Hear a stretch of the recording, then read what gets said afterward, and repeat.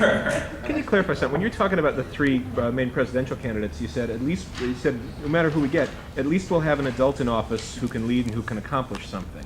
Am I right to read some criticism of President Bush in there? No, he's not a candidate for office. He can't. There's a constitutional provision that prevents him from running for a third term. And last I checked, he wasn't trying to change it, nor was anybody advocating that it gets changed as far as I know. No, I think if we can get somebody to really answer the question, I keep saying, I don't need to get my support, you don't need to have a policy that I agree with. You have to be able to look the public in the eye and say, this is how I'm going to get it through Congress. This is how we're going to pay for it. These are the things we won't be able to have because we have this. That's what we need. It's leadership.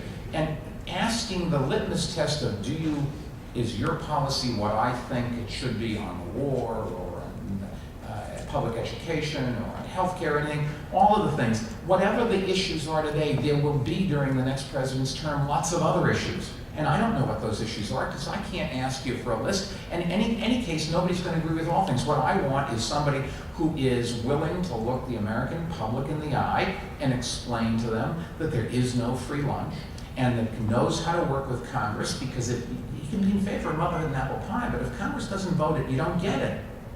And we can't afford everything, so you got to tell me what else we can't have. Does President Bush meet that standard?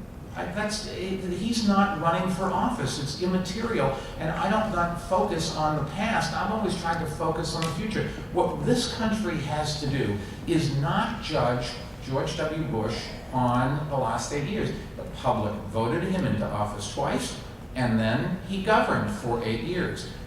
What is before us now is a very important decision. Who do we want to lead for the next 4 years, starting January 26th or whenever the inauguration is? And that's what we should be focusing on. It's like the war. I keep saying, let's not focus on how we got here. What are you going to do from here on?